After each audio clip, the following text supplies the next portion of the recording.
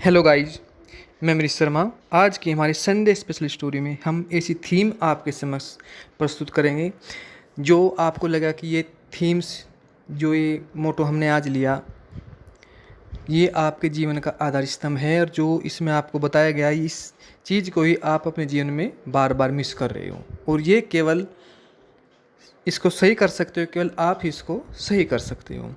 आज की इस भागदौड़ के जीवन में सभी व्यक्ति, या कहूँ मैं अधिकतर व्यक्ति, पैसों के पीछे लगे हुए हैं। होड़ लग रही है कि उसके पास इतना धन है, वो इतना कमा रहा है, मैं इतना कम कमा रहा हूँ। तो एक टाइम में कहीं कहीं जॉब कर रहे हैं, पार्ट टाइम काम कर रहे हैं, धन के अर्जन के पीछे लगे हुए हैं। यहाँ तक कि समाज से तो कोई मतलब छूटता ही जा रहा है, कुछ नहीं रहा। यहाँ तक कि अपने परिवार वालों को भी, अपने माँ बाप को भी, सबके साथ संबंध अलगाव बढ़ता जा रहा है। किसी के साथ कोई बात करने का, बैठने का, उठने का, उसकी बात सुनने का, अपनी बात कहने का समय नहीं है। यहाँ तक कि आप जो आपका बॉडी है, आपकी पार्ट्स हैं, उनको भी आप इग्नोर कर रहे हो। खान पान, उचित खान पान करने का समय आपके पास नहीं है। क्या आपको खाना है, क्या आपको पीना है, उसके पास भी आपके पास टाइम नहीं है।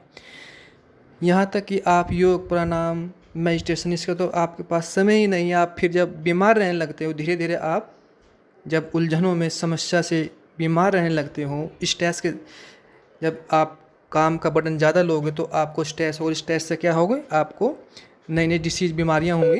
तो फिर आप डॉक्टर का सहारा लेते हो, डॉक्टर के पास जाते हो। डॉक्टर क्या करता है, आपको दवाई देता है। वो ऐसी दवाई देता है कि आपको कुछ फ़ायदा तो मिल जाता है, लेकिन वो दूसरे स्थान पर आपको बीमार बनाने के लिए भरपूर मदद करता है। आपको बीमार कर देता है, यानी कि एक बीमारी ठीक होती है, दूसरी उत्पन्न हो जाती है। तो ये किस कारण से हुआ, आपके पास समय का अभाव। तो यही आज की हमारी थीम होगी। हम एक ऐसी स्टोरी आपके समक्ष प्रस्तुत करेंगे जिससे आपको समय का ज्ञान होगा कि आपको अपने जीवन में समय किस प्रकार से सदुपयोग करना है। लेकिन इससे पहले गाइज, आप हमारे चैनल को HGR को लाइक, सब्सक्राइब और शेयर करें, और अधिक से अधिक इसको शेयर करेंगे। और हम पूरी कोशिश करेंगे इस कहानी के माध्यम से, अगर आप इसको ध्यानपूर्वक सुनते हो तो आप अपने जीवन में एक चेंजिंग महसूस करेंगे, बदलाव महसूस करेंगे। तो गाइज, ये बहुत पुरानी समय की बात है। एक व्यक्ति जो लगभग 30-35 साल का रहा होगा, अपने आप को इतना अधिक व्यस्त कर देता है जो एक ही समय में कमाई के अलग अलग तरीकों को भी अपनाता है। अर्थात यह कह सकते हैं कि कमाई का कोई मौका नहीं छोड़ता। लेकिन वो इस भागदौड़ के कारण अत्यधिक स्ट्रेस लेकर वो कुछ टाइम बाद धीरे धीरे अपनी याददाश्त को कमज़ोर कर लेता है। अब उसको भूलने की समस्या उत्पन्न हो जाती है, और कुछ दिनों के बाद उसको पेट में भी दर्द रहने लगता है। तो उसको किसने बताया कि भाई, आपको उस समय डॉक्टर तो नहीं होते थे, कि आपको वैद्य से दिखाना चाहिए अपनी समस्या को। जब उसमें यहाँ तक कि काम करना भी मुश्किल हो जाता है, तो वो समय निकालता है। देखो, जब उसका स्वास्थ्य ही इतना ख़राब हो गया कि उठ भी नहीं सकता, तो काम कैसे करेगा, धन के पीछे कैसे लगेगा, धनों कैसे कमाएगा।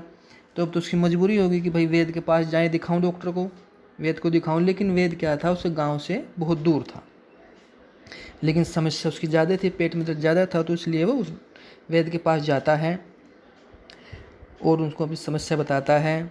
तो वैद्य उसको कुछ औषधि देते हैं, दर्द निवारक औषधि देते हैं, कुछ उसको आराम मिलता है। उसको कहते हैं कि भाई, आपका जो ये पेट का दर्द है, ये बार बार उत्पन्न होता होगा, पहले भी प्रारंभ हुआ होगा, लेकिन पहले कम होगा, अब ज़्यादा है। ये उत्पन्न हुआ है आपका अनुचित खान पान से। आपका खान पान उचित प्रकार समय पे नहीं है। ये वो कहता है, हाँ ये तो सही है। वे व्यक्ति कहता है कि ये बात आपने सही कही, तो मुझको अब क्या करना चाहिए कि आपको आने वाले कुछ दिनों तक केवल खिचड़ी ही खानी है।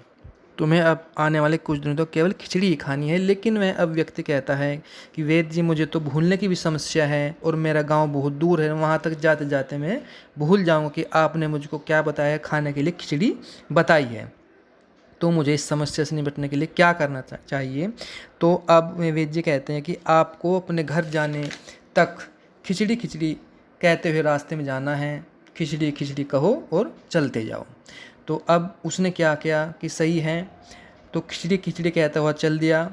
लेकिन उसकी भूलने की समस्या, वो अब उस खिचड़ी को खाचड़ी खाचड़ी बोलने लगा। मार्ग में उस खिचड़ी को खाचड़ी खाचड़ी बोलने लगा। तो कुछ दूर चलने के बाद उसे एक किसान रास्ते में दिखाई देता है, वो अपने खेतों से चिड़ियाओं को उड़ा रहा है और वो कह रहा है रास्ते में कि खा चिड़ी खा चिड़ी खा चिड़ी, अर्थात चिड़िया खा जा, चिड़िया खा जा। तो वो किसान बहुत नाराज़ होता है कि मैं तो अपने खेत से चिड़ियाओं को उड़ा रहा हूँ और ये व्यक्ति कौन पागल है, ये कह रहा है कि खा चिड़ी, ये मेरा उपहास उड़ा रहा है। तो उसको बहुत बुरी भली कहता है, मारने से परे उसको करता है।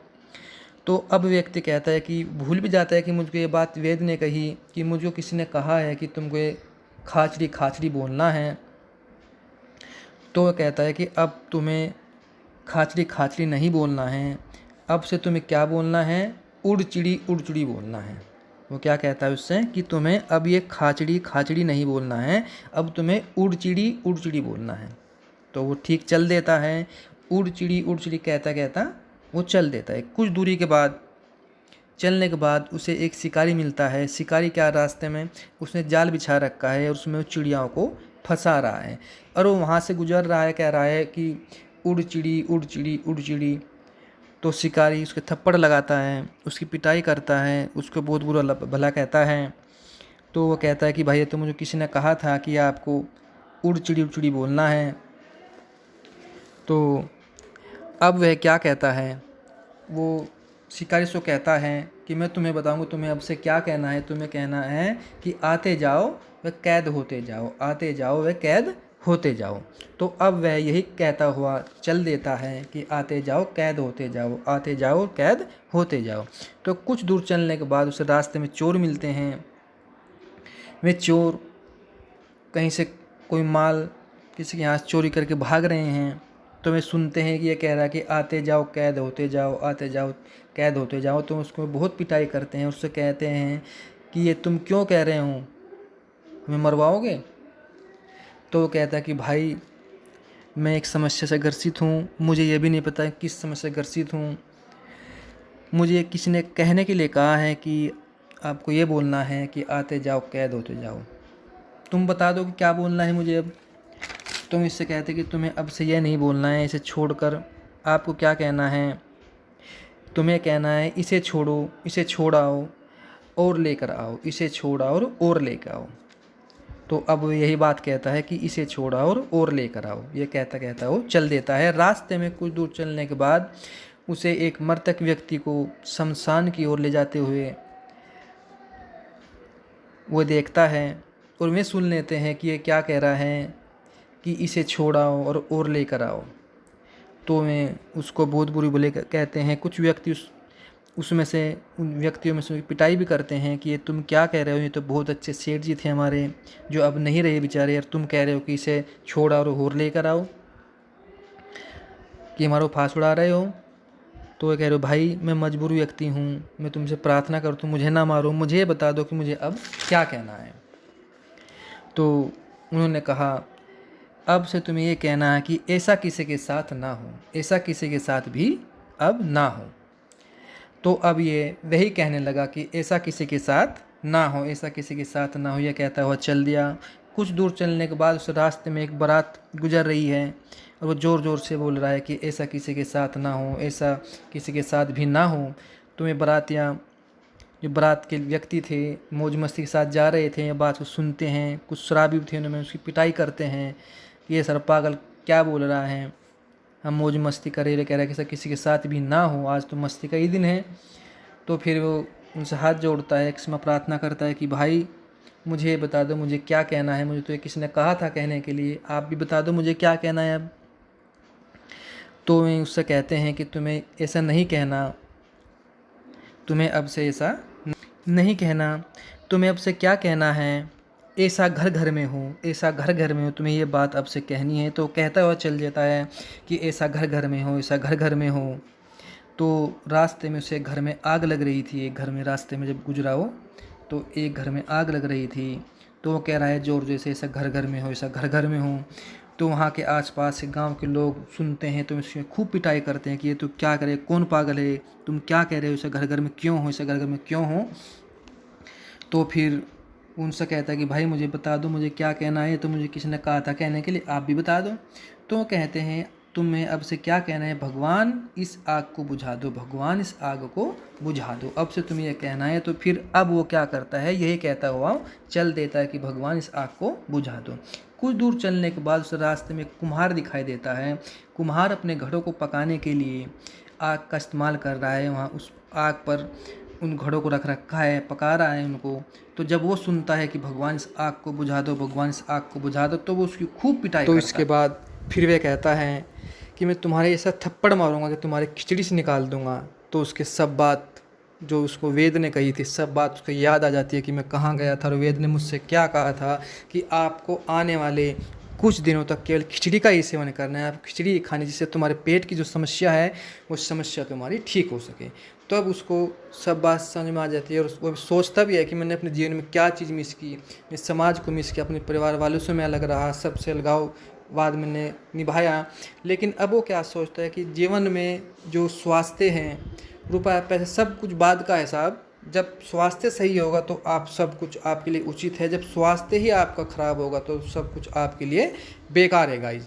तो आपको सर्वप्रथम अब सबसे बड़ी अमूल्य निधि आपको स्वास्थ्य है। स्वास्थ्य जब आपका ख़राब होगा तो आपके लिए कुछ भी अच्छा नहीं होगा। जब तक आपका स्वास्थ्य ठीक है तो आपको सब कुछ आपके लिए अच्छा है। तो आपको रुपए पैसे के साथ साथ अपने स्वास्थ्य, अपने समाज, अपने माता पिता सब और ध्यान देना चाहिए। तो गाइज आज की हमारी छोटी स्टोरी से आपको क्या सीख मिलती है आप कमेंट्स के माध्यम से बताएंगे। तो okay guys, thank you very much.